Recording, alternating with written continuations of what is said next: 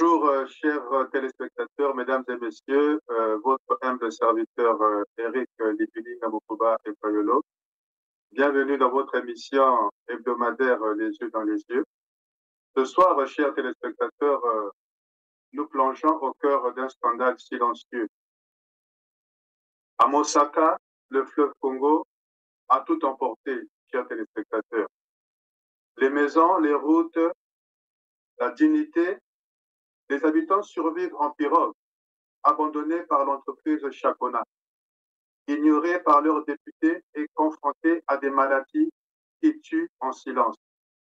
Fin 2023, la République du Congo connaît des inondations historiques. Des crues d'une ampleur inédite. 9 départements sur 12 sont touchés.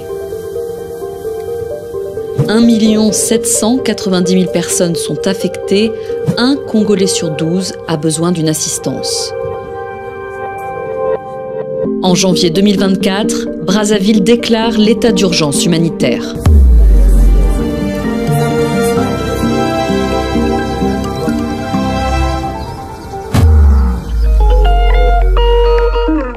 Neuf mois plus tard, en septembre, RFI accompagne une équipe de l'UNICEF dans la Likwala, le département le plus sinistré. Nous parcourons plus de 1200 km jusqu'aux rives de l'Ubangi.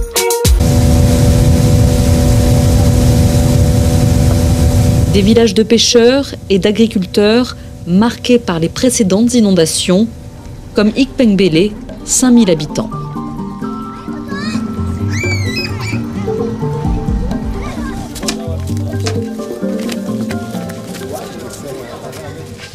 Mai awa depuis Tobotama depuis 1953.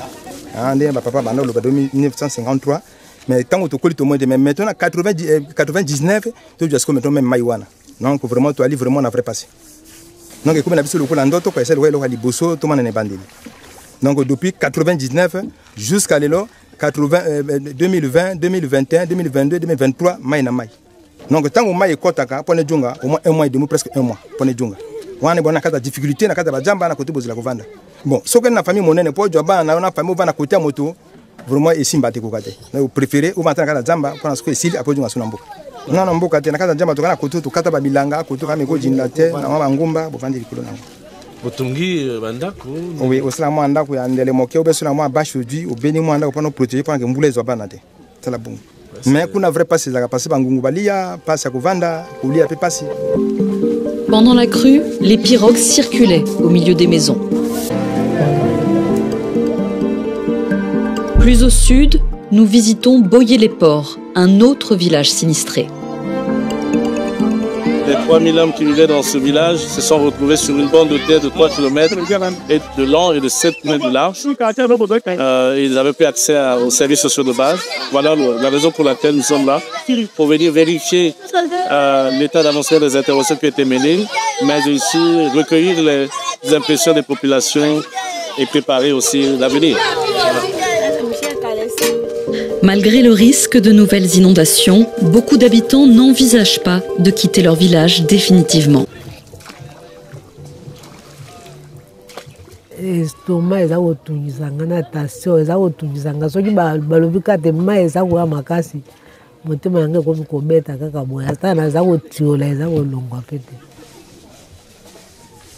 Bato bazana bomo parce que bonsusu bazindaki même na courant d'eau bazindaki bonsusu bana bakufi yango bato bakomi na bomo le ba moni mai kuma ka bakomi na bomo vous moni que l'ero mai ezo yaka bato musu bakima ki a glissé a koi a bukani mususu déplacement ba déplacer na pirogue après pirogue wana ya kina bana mikemike maman moko ala ki anga kufa même. Vous avez dû quitter votre village pendant 3 mois, c'est ça? Oui. Et pourquoi vous revenez si ça recommence?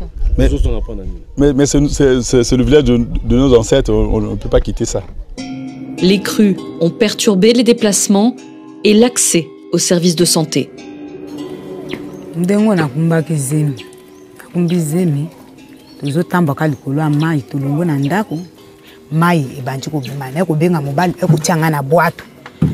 Butinga na boîte to yaka butina kati ndako wana basali banini wana bakeko dzola chaise la chaise ko yaka ngo la chaise ayi aye kobotanga ngo abotinga o mwana moko aboti ale oyo abimi ngo abimi ya tikali nani kusuye wana senti mosusu aye kobima ngo abimi aye koya na mai ngo akwena o nini yakanisi te ndako ya mwana ne ndako ya mwana ta mwana boye mwana ala nango nango zwa likambo ndenge na tombo mwana ekutia ya la jo ya la sena ne banji ko anime wana botiti ngongo aleli ayi kozwa ya bandi kubende ba pompe na zulu kubimisa ba mai wana basalta mai buti ngongo esili ayi kosuye ayo lati elamba ngongo lati elamba esili ayi kozwa mwana ekutia ale to ti musu mwana na bwato ale to kubima balabala na balabala kuna eloko akudi ya te savwe za te mafuta ya te eloko moko ya te passe tozo souffrir bukwanga kolia ya te. Les eaux ont détruit les cultures et les puits.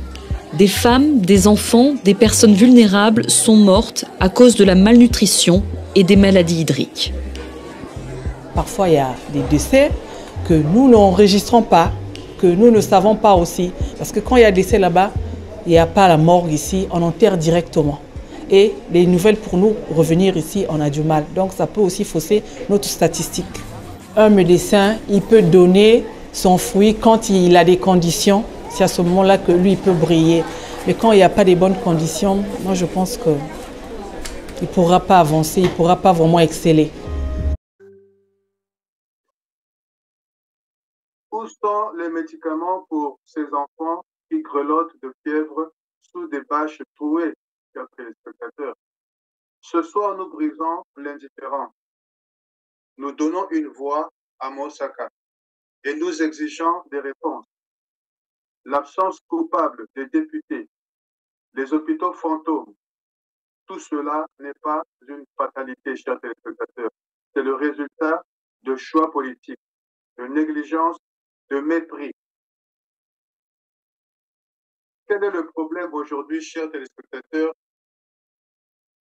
qui amène Mosaka à toujours être dans des inondations? Voici le gros problème de Mosaka aujourd'hui. C'est un flou préoccupant, chers téléspectateurs. Donc, chers téléspectateurs, aucune entreprise de dragage congolaise n'est clairement identifiée comme active à Mosaka. Malgré l'urgence causée par l'envasement du fleuve Congo et ses affluents, chers téléspectateurs, ce vide explique en partie la crise des transports et des inondations récurrentes. Chers téléspectateurs, pourquoi ce flou persiste? Nous avons pensé, nous avons réfléchi qu'il y a d'abord l'absence des spécialistes locaux. Parce que le dragage fluvial est une activité technique nécessitant des équipements coûteux, chers téléspectateurs. La drague mécanique, pompe, et il y a aussi les barges. Donc, le Congo-Brazzaville ne dispose pas d'entreprises nationales spécialisées, contrairement à des pays comme l'Égypte ou l'Afrique du Sud. Alors qu'avec toute l'économie que le Congo regorge, on pouvait avoir tous ces équipements, chers téléspectateurs. Et puis, il y a aussi des contrats opaques avec des étrangers. Donc, les rares opérations de dragage sont souvent confiées à des sociétés étrangères, chinoises, européennes, chers téléspectateurs. Parce que je me rappelle, en 2020, le gouvernement a signé un contrat avec une entreprise chinoise pour le dragage du port de Pointe-Noire. Mais Mosaka, rien, chers téléspectateurs. Donc, nous constatons qu'il y a une priorité politique faible. Parce que Mosaka est une zone rurale, mais elle n'est pas perçue comme stratégique par les autorités, contrairement aux infrastructures urbaines Brazzaville, Pointe-Noire, chers téléspectateurs. Donc, les conséquences de l'absence de dragage à Mosaka aujourd'hui ramènent à une navigation impossible en saison sèche. les bateaux de l'entreprise Chakona qui a déjà été liquidé. Le plus grand chantier de construction navale du Congo est en train de disparaître. Ce site destiné depuis l'époque coloniale à la construction de bateaux, au remontage ou à la mise à sec de ceux-ci pour les travaux de réparation des fonds sera bientôt démoli, car le gouvernement vient de le vendre à la société immobilière Moka qui va construire à la place un centre commercial. La démolition de ce chantier naval, construit par les sociétés concessionnaires, les Messageries fluviales du Congo en 1925, avant de devenir la Compagnie générale de transport en Afrique, CGTA, en 1932, a des conséquences néfastes sur tout le sous-secteur des transports fluviaux au Congo. Sans chantier naval, ça veut dire que nous aurons un grand cimetière des bateaux et des barges qui vont se retrouver aux cataractes, parce que ces bateaux soit vont couler, soit d'autres vont dériver. Il n'y aura pas une unité pour secourir. Vous avez le port qui aura maintenant un manque à gagner parce qu'il n'aura plus assez des unités qui vont faire des mouvements. Et vous avez TBC qui s'occupe des grues, qui aura aussi un grand manque à gagner. Et vous avez vous-même aussi également les armateurs qui vont aussi perdre sur le plan de la rentabilité. Même là-bas au port d'Oyo, il y aura toujours un impact. Mais parce que vous n'aurez plus assez des unités. Mais je pense que le gouvernement sait ce qu'il est en train de faire pour pallier à cette difficulté-là. La vente et la démolition rapide des jours à venir de ce chantier naval placent les armateurs de transport fluviaux du Congo dans une situation difficile. Il y a un problème, un sérieux problème. Toutes les unités du Congo seront maintenant réparées au niveau de la RDC. Mais ça prendra un grand coup, sur tous les plans. Mais une unité, par exemple, qui devait se faire réparer ici à Brazzaville, vous l'amenez à Kinshasa, il faut d'abord faire les formalités de cette unité, ça coûte de l'argent, les formalités de traversée. Et vous arrivez à Kinshasa, au niveau de Chiani Metal, il faut débourser aussi des dollars là-bas pour réparer et faire les formalités d'entrée encore à Brazzaville. Ça va coûter trop cher pour un petit truc qu'on pouvait bien réparer ici à Brazzaville. Le problème à l'heure actuelle se situe au niveau des unités qui sont sur cale pour des réparations de fonds. Avec la baisse des eaux, il n'est pas possible de les mettre à flot. Nous avions beaucoup d'unités qui attendent la fin des travaux, mais calées sur le quai. Et alors ces unités-là, je ne sais pas, la société qui a acheté, comment est-ce qu'il va faire pour déplacer ces unités et les mettre à l'eau? Ça veut dire que dès qu'on met à l'eau, ça va couler. Parce qu'on n'a pas fini encore, certaines unités n'ont pas encore pris fin au niveau de changement de fond. Et à ce net moment, c'est la sécheresse. Il y a le banc de sable, on ne peut même pas faire descendre une unité. Parce que le slip ne sera pas fonctionnel. Du côté des agents de l'ex-ATC SENTEF en fonction dans ce chantier, loin de s'opposer à la décision du gouvernement, n'ont qu'une seule condition. Nous, travailleurs de l'ex-ATC SENTEF, exigeons le paiement en intégralité des droits des travailleurs de l'ex-SENTEF au montant de 7 110 467 275 francs et, par conséquent, l'appurement des arriérés des salaires estimés à 6 milliards de francs CFA avant toute expulsion des ex-travailleurs du SENTEF de l'enceinte. Ne peuvent plus accoster et cela isole la population. Donc, à cet instant, il y a des inondations aggravées et parce que les sédiments accumulés réduisant la capacité d'écoulement du fleuve. Voilà pourquoi aujourd'hui, Mosaka se retrouve dans des inondations, chers téléspectateurs. Et à ce moment, l'économie est paralysée. Donc, impossible d'exporter le poisson ou le bois vers Brazzaville et cela crée toute cette décadence économique au niveau du port de Brazzaville comme au port de Mosaka. Donc, quand nous critiquons, mais nous avons aussi la sagesse et l'intelligence d'apporter des solutions, de proposer des solutions. Parce que, à mon avis, il faut que le Congo crée une entreprise publique de dragage, former des techniciens locaux et acquérir des mini-dragues adaptés, chers téléspectateurs. Et ensuite, voir des partenariats urgents avec des ONG comme Watershed Task Group. Ce sont des ONG spécialisées, chers téléspectateurs, dans la gestion des eaux. Donc cela pourrait lancer des projets pilotes. C'est en plein cœur de cette résidence qu'il est prévu d'accueillir l'eau des prochaines intempéries. Et c'est 4 mètres sous terre que tout se passe. C'est un empilement de modules en plastique qui permet, comme un peu un nid d'abeille ou une éponge, de se remplir d'eau et de permettre d'atteindre les 1000 mètres cubes de stockage. Ici, on est comme dans une grande baignoire. La baignoire, elle se remplit. L'eau arrive à une certaine vitesse, mais nous, au bout de la baignoire, on va boucher le trou et on va laisser passer l'eau moins vite. Ça va s'écouler plus doucement vers la rivière, vers la place des Genetais. De plus en plus face à des problématiques d'inondation, les villes doivent innover. S'il est possible de creuser des bassins de rétention d'eau de 3500 mètres cubes en périphérie d'agglomération, en centre-ville, la solution serait de réinventer les sous-sols. Si on avait fait un bassin ouvert à cet endroit-là, on n'aurait pas mis 1000 mètres cubes. On aurait mis 200 ou 300, peut-être pas plus. Ici, ça nous permet de descendre à presque 5 mètres de profondeur et d'avoir du volume pour stocker 1000 mètres cubes.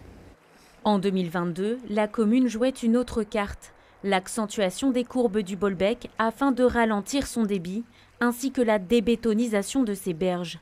Un pari qui s'est révélé salvateur lors des fortes pluies de décembre 2023. On a vu ce jardin inondable de 10 000 mètres cubes bien se remplir, il était plein. Donc ça veut dire que ce travail a été important, conséquent, et on a pu le mesurer au niveau de la rivière et qui a évité certainement des points d'inondation. Prochain chantier, un bassin de 15 000 mètres cubes sur le site de la friche SNCF, début des travaux prévus pour fin 2025. Et il y a également l'implication des communautés locales. Nos députés, quand ils vont dans les localités où ils ont leur mandant, il faut qu'ils apprennent à former leur mandant. Parce qu'il faut que les mandants apprennent la méthode traditionnelle du curage manuel. Parce qu'il faut utiliser des méthodes traditionnelles de curage manuel, comme par exemple j'avais vu au Bangladesh. Parce qu'avant que les machines arrivent, il faut enseigner, il faut former les populations au curage manuel. Et cela pourra déjà préconiser des inondations avant que les machines arrivent. C'est de ça aussi que les députés doivent revoir. Ce n'est pas seulement amener du beurre, amener des matelas, amener du chocolat, amener des vivres, mais il faut former la population de Mosaka, parce que Mosaka, c'est une île, c'est une simple île. Et une île, quand elle n'est pas draguée pendant au moins 50-10 ans, il y aura toujours des inondations. Et ça, nous lançons encore un message aux autorités congolaises et aux responsables pour cette situation où, aujourd'hui, pour se déplacer à Mosaka, il faut aller chercher une pirogue. Et cela est déplorant pour un État comme le Congo-Brazzaville. Donc, nous lançons également un message au ministère des Transports fluviaux. Pourquoi aucun budget de dragage n'est alloué à Mosaka depuis 2015? Chacun des bateaux a été vendu, liquidé, nous ne savons même pas pourquoi. Bon, pourquoi ne pas investir dans une drague pour sécuriser ses propres trafics? Pourquoi ne pas créer une communauté économique du fleuve Congo? Une coopération régionale est cruciale. La RDC, la République centrafricaine et le Congo-Brazzaville. Parce que c'est l'axe fluvial qui peut développer aussi la sous-région et ces trois pays. Donc, chers téléspectateurs, à un certain moment, il faut que les autorités réfléchissent sur ces problèmes importants.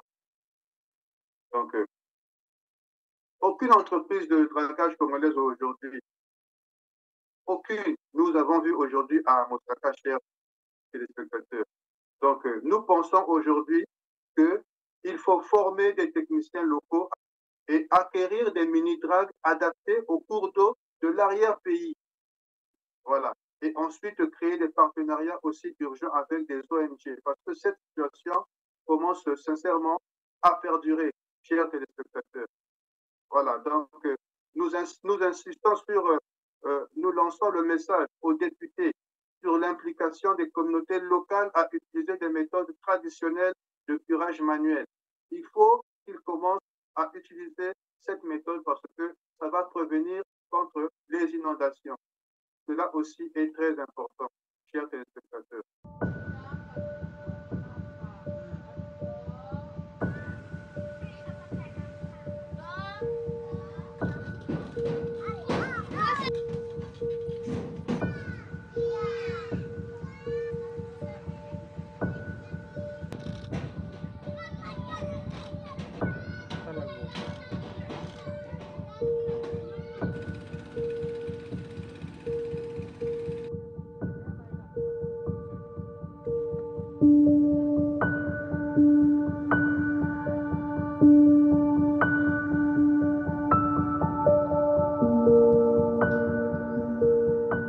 এখানে প্রায় 5 বছরে অন্তত 1000 পরিবার নদীগর্ভে তাদের বসতভিটা বিলীন হতে বিভিন্ন জায়গায় স্থানান্তরিত হয়েছে। তার মধ্যে বলা চলে যে 20% মানে স্থান ত্যাগ করে চলে গেছে, যার জায়গা জমি নাই।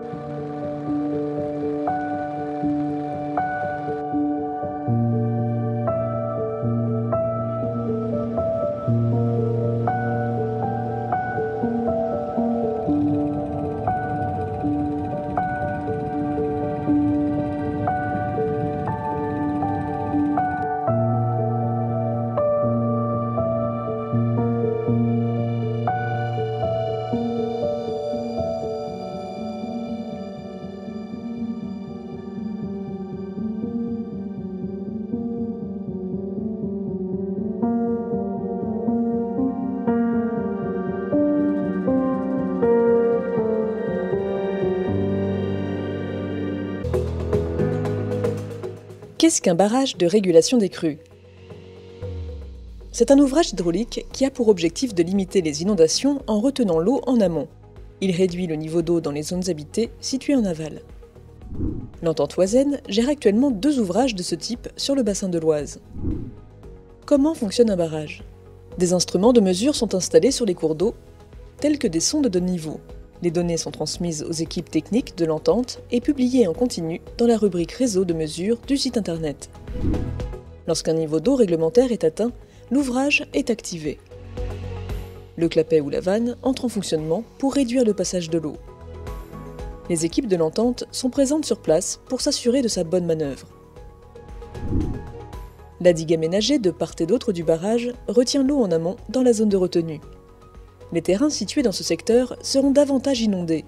Il ne s'agit pas de zones habitées, mais de parcelles qui font l'objet d'une convention avec la profession agricole. Parfois, un pare-en-bacle en amont de l'ouvrage permet de retenir tout matériau transporté par les eaux qui pourrait nuire au bon fonctionnement du barrage. Le déversoir de sécurité est une zone abaissée de la digue qui permet à l'eau de s'échapper lorsque la retenue est pleine en cas de très forte crue. Une crue majeure, qui engendre d'importants dommages, peut survenir à la suite de plusieurs crues successives.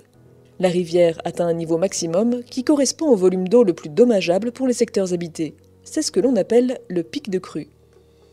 Tout l'enjeu de la régulation porte sur le captage du volume d'eau correspondant au pic de crue. L'ouvrage entre donc en fonctionnement lorsque le volume d'eau atteint le niveau correspondant au pic de crue. L'objectif, protéger en premier lieu les populations et limiter les dommages les plus importants. Une fois le pic de crue passé, la vanne se réouvre progressivement.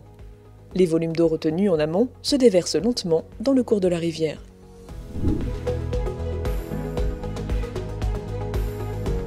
Si le barrage est activé dès que le niveau d'eau de la rivière commence à monter et qu'une seconde, voire plusieurs crues se succèdent, la zone de retenue ne sera pas suffisante pour capter le pic de crue qui est le plus dommageable pour les vies humaines et les habitations. Le barrage a pour vocation l'atténuation des dommages. Mais les idées reçues sur le fonctionnement des ouvrages hydrauliques ont la vie dure. Première idée reçue, on peut stocker toute l'eau des crues.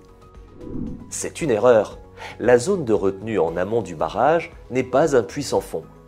Les barrages sont là pour retenir uniquement le volume d'eau correspondant au pic de crue et le restituer progressivement lorsque le débit de la crue diminue.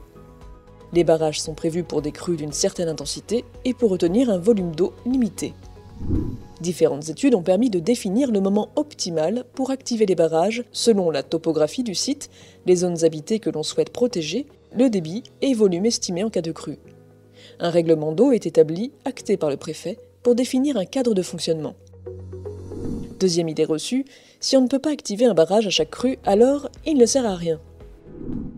Les barrages ne fonctionnent pas pour toutes les crues. Leur vocation est de réguler les crues dites majeures, c'est-à-dire à partir de la crue décennale, qui a 1 risque sur 10 de se produire chaque année. Les ouvrages sont avant tout conçus pour protéger un grand nombre d'habitants et limiter les dommages importants.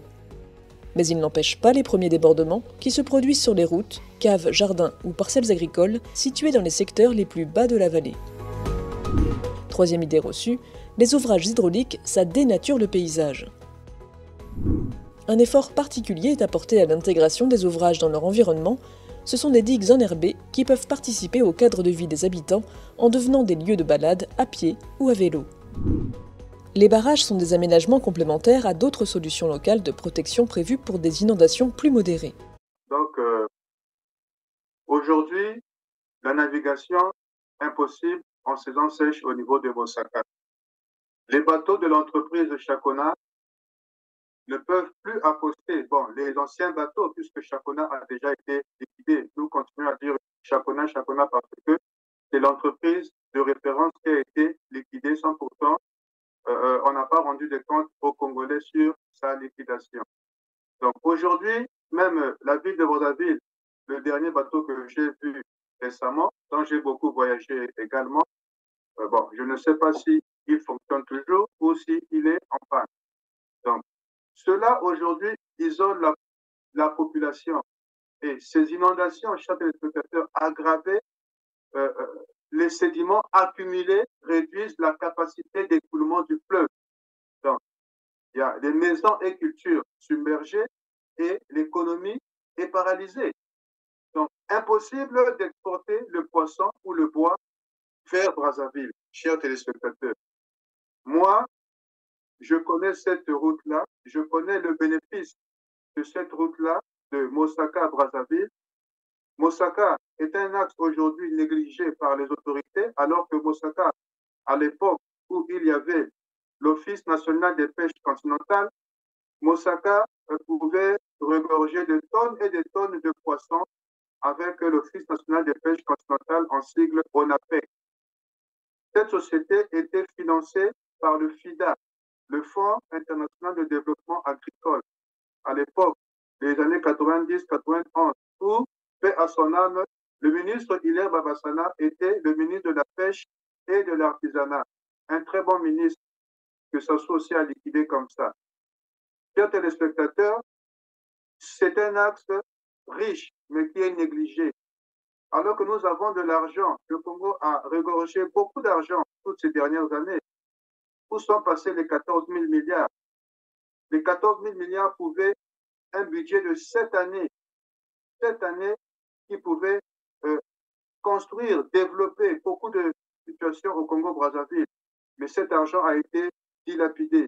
Aujourd'hui, quand nous demandons aux Atalafou, quand nous demandons aux responsables où sont passés les 14 000 milliards, personne n'est capable de rendre compte de cet argent qui a été volé et gardé, caché dans les paradis fiscaux. Aujourd'hui, tout le monde sait que nous avons faim. On a de l'argent derrière la maison, mais pourquoi ne pas aller le chercher? Qu'est-ce qui nous empêche aujourd'hui d'aller chercher cet argent-là pour nous soulager aujourd'hui?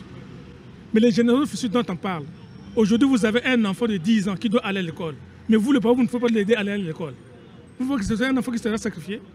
Que oui, au début des années 2010, l'État congolais a créé à la Banque centrale un compte pour les générations futures, un compte de réserve pour les générations futures, qui a été principalement alimenté par les excédents que nous avions enregistrés dans l'exécution des lois de finances, précisément du budget de l'État, pour utiliser un terme connu de tous.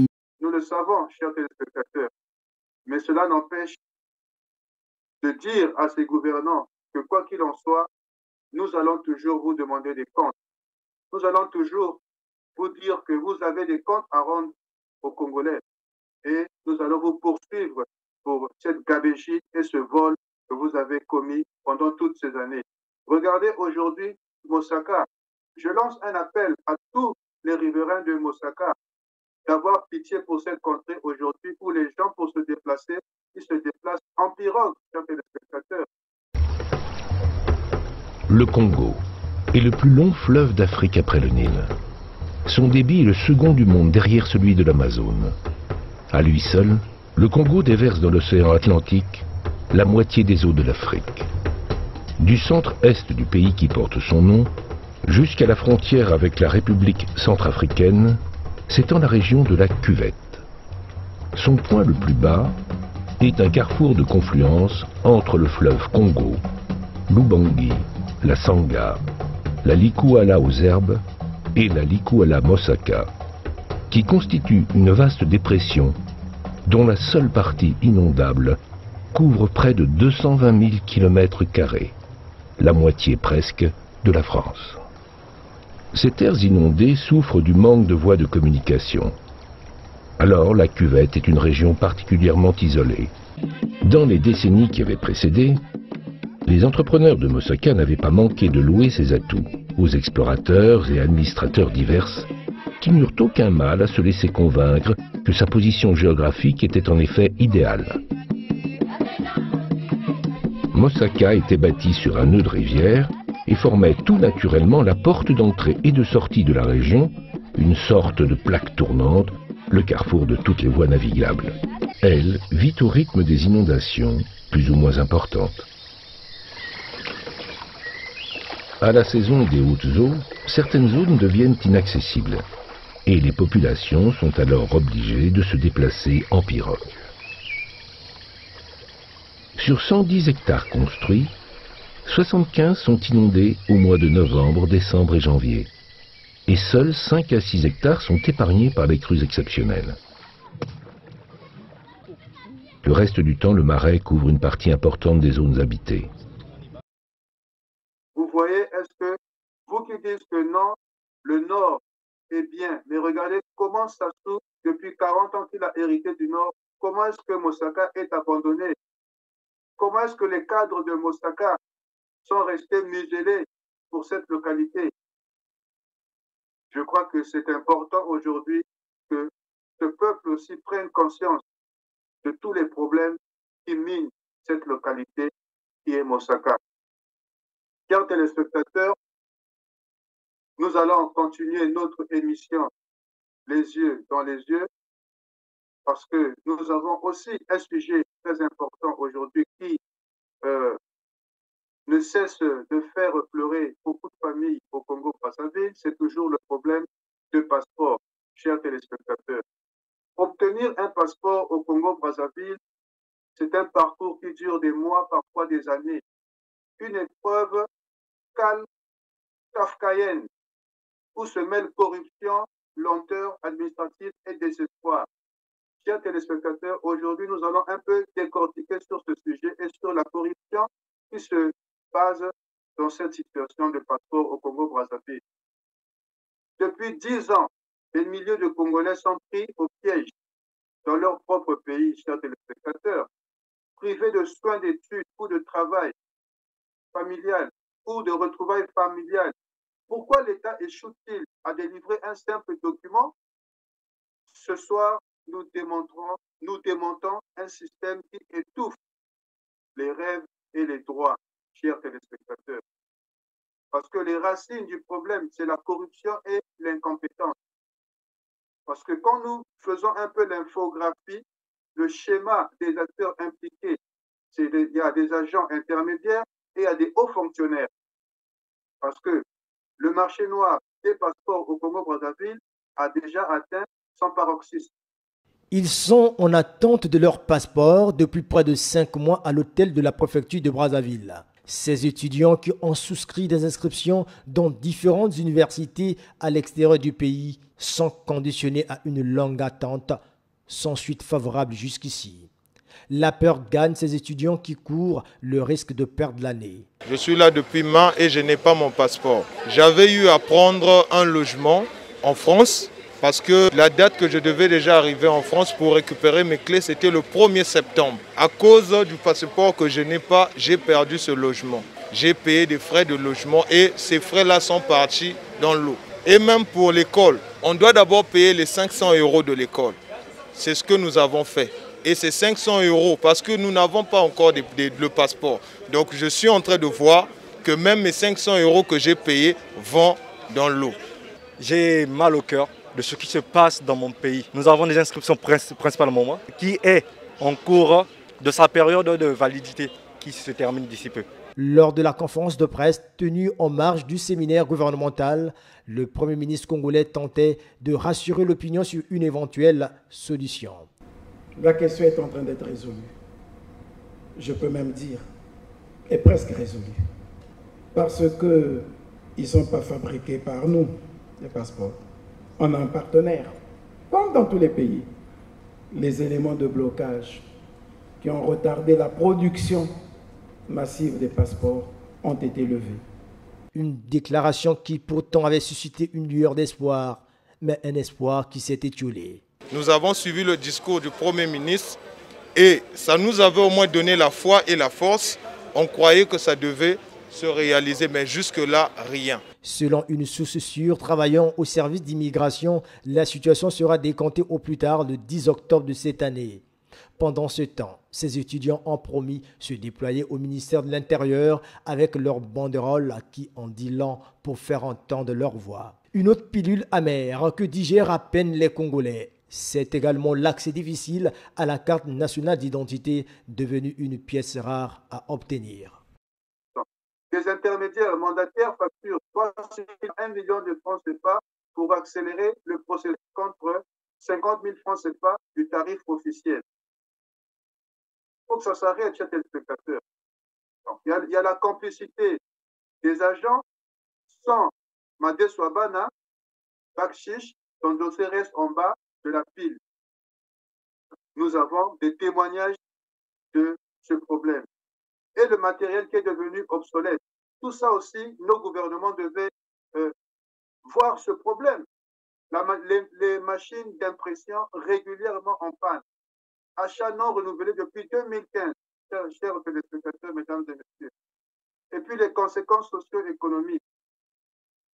Donc, il y a l'exode des cerveaux contrariés. Les diplômés ne peuvent pas postuler à l'étranger. Et à l'impact sur les investisseurs. Retard pour les visas d'affaires, perte de contrats sur la santé publique. Comme il n'y a pas d'hôpitaux au Congo-Brazzaville, tous les hôpitaux sont morts. Les malades ne peuvent pas se faire soigner à l'étranger, puisque au Congo-Brazzaville, il n'y a pas d'hôpitaux. On nous a dit qu'il y a 13 hôpitaux construits, mais on n'a vu que 2 hôpitaux. Donc, nous suivons l'action du gouvernement et tous les mensonges émis par ce gouvernement. Donc, moi, je pense que le budget de l'Assemblée nationale a augmenté de 30% cette année, chers téléspectateurs. Pourquoi la priorité n'est-elle pas aux citoyens? Des solutions concrètes, des pistes pour finir un peu ce problème. Qu'est-ce qu'il faut faire? Parce qu'il n'y a aucune transparence dans ce problème de passeport, chers téléspectateurs. Aucune transparence. Donc, nous proposons de créer une brigade anticorruption, des contrôles surprises dans les centres de traitement. Et il y a des réformes structurelles aussi à faire. Passer tout au numérique, formulaire en ligne, paiement électronique, impression biométrique. Mais pourquoi le Congo n'arrive pas à se développer dans ce sens-là, chers téléspectateurs? Dans d'autres pays, tout est informatisé, numérisé. Mais au Congo, pourquoi nous gardons toujours le même statu quo où il faut toujours ramener l'argent avec les mains? Mais depuis, vous nous avez prôné la 5G, mais la 5G, avec la 5G, on devait pouvoir être capable d'informatiser, de numériser tout le système administratif au Congo-Brazzaville. Mais pourquoi? Donc je crois qu'il faut former des agents. Il faut former des agents. Au Congo, on ne forme pas. Et il faut que des sanctions soient exemplaires. Parce que licencier et poursuivre les fonctionnaires corrompus. On l'a vu au Gabon. 20 agents ont été arrêtés en 2023. Oui, 2023. Donc je crois qu'il faut que l'État congolais commence un peu à revoir ce problème. Parce que un passeport n'est pas un privilège, c'est un droit. Le Congo-Brazzaville étouffe ce citoyen dans une paperasse toxique, tandis que des fonctionnaires s'enrichissent. Même chaque de lait a un visage. Une mère séparée de ses enfants, un entrepreneur ruiné, un malade condamné. Nous lançons aujourd'hui l'opération Passeport maintenant. Partagez vos histoires, exigez des comptes et sachez une chose. Tant que ce scandale durera, les yeux dans les yeux restera en alerte. Chers téléspectateurs, vous qui allez suivre cette émission, mettez en bas de commentaires votre histoire de passeport et nous allons les envoyer au ministère de l'Intérieur du Congo-Brazzaville. Parce que cette histoire aujourd'hui, trop, c'est trop. Merci beaucoup, chers téléspectateurs. Nous avons encore une fois un dernier problème que nous ne pouvons pas passer passer comme ça sans pourtant en parler, parce que c'est une situation qui, aujourd'hui, a fait honte à la situation, à la République du Congo et à la classe congolaise. Parce qu'aujourd'hui, nous plongeons au cœur d'un paradoxe toxique.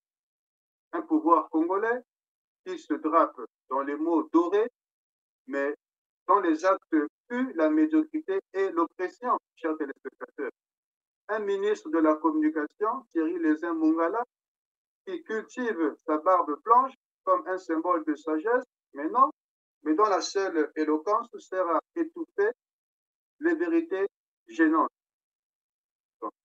Aujourd'hui, pour une analyse technique et politique du franc CFA et du contexte congolais, chers téléspectateurs, méritant d'être approfondis sur le plan économique, le franc CFA, dans sa version d'Afrique centrale, ZAF, est effectivement ancré à l'euro via un mécanisme de garantie de convertibilité assuré par le Trésor français et la Banque de France, chers téléspectateurs. Donc, cette structure limite effectivement la volatilité monétaire, mais soulève des questions légitimes sur la souveraineté. Donc, une analyse technique et politique du franc CFA et du contexte congolais méritant d'être approfondie. Chers téléspectateurs, nous allons faire une analyse technique et politique du franc CFA. Bienvenue dans l'entretien de l'intelligence économique, l'émission consacrée aux acteurs de la mondialisation.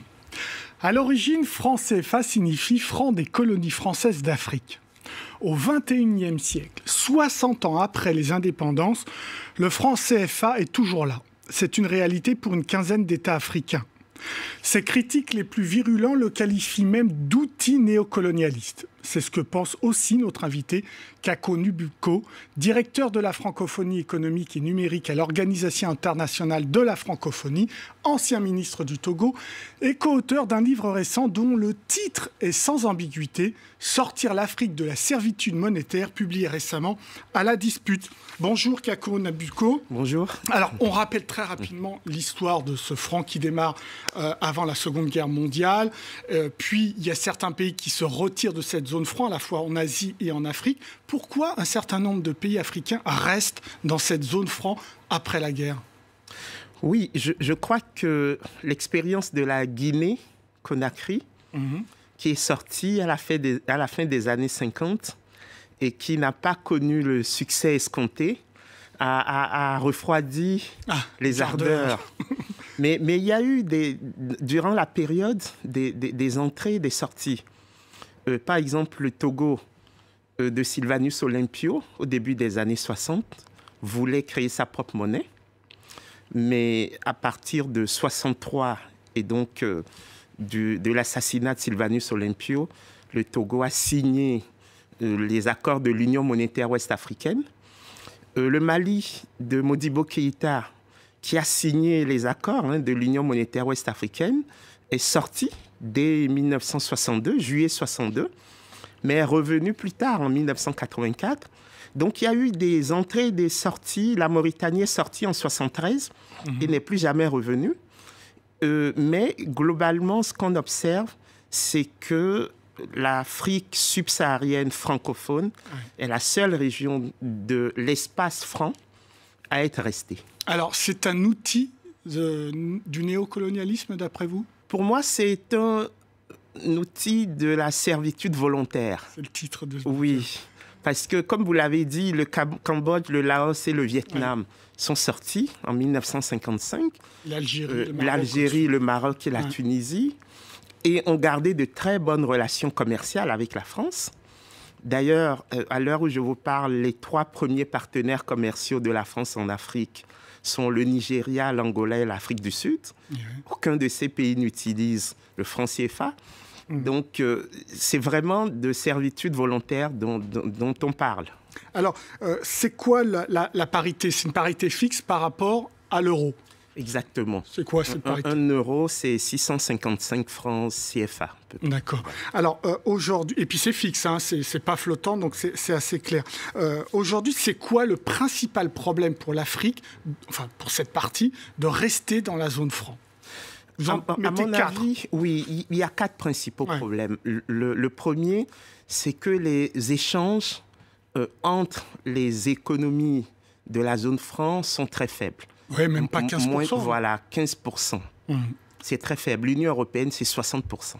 Donc ça ne marche pas. Voilà. D'accord. Et deuxième problème, c'est la compétitivité. Pour des économies aussi faibles que les nôtres, avoir une monnaie arrimée à l'euro, qui est une des monnaies les plus fortes au monde, ça agit comme une taxe sur les exportations et une subvention sur les importations. Ouais, donc on ne peut pas s'en sortir quand on est économie faible avec un poids comme ça qu'est l'euro. C'est très simple. En dehors de la Côte d'Ivoire, qui a la manne du cacao, toutes les balances commerciales des économies de la zone franc sont déficitaires.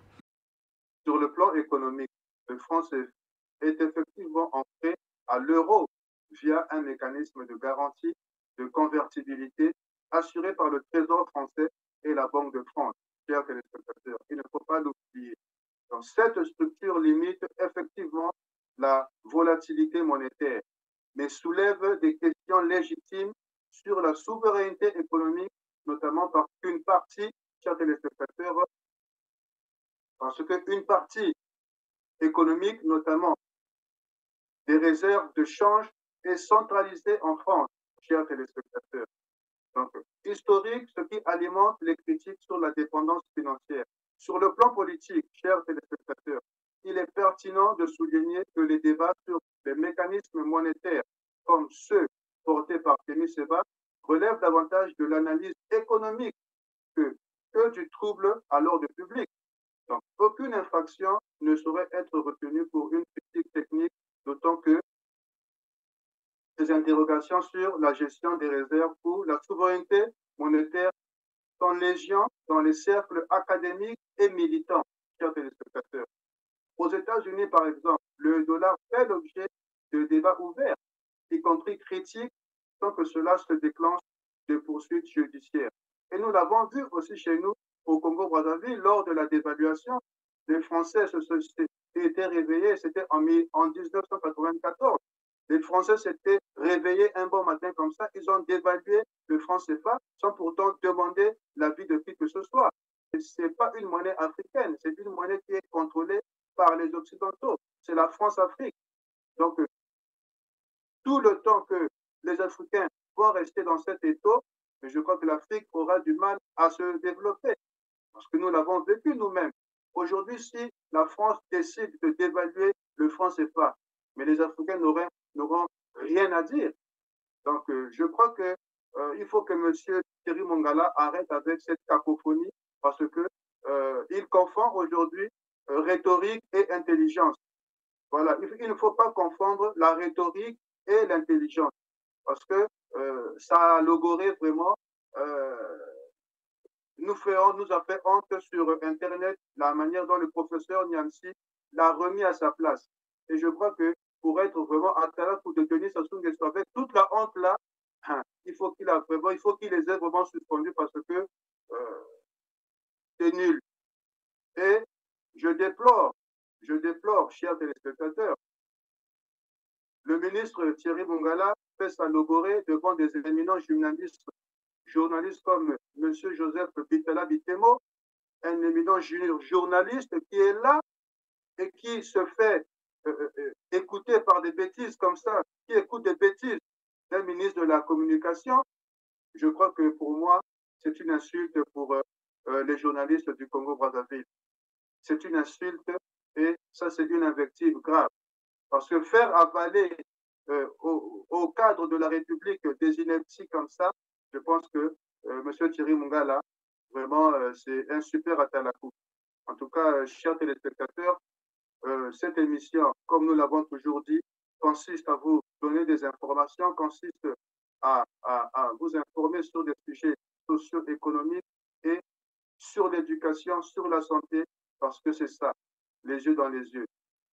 Merci beaucoup et nous nous reverrons la prochaine fois Eric Libilinga Mokuba Ingeta.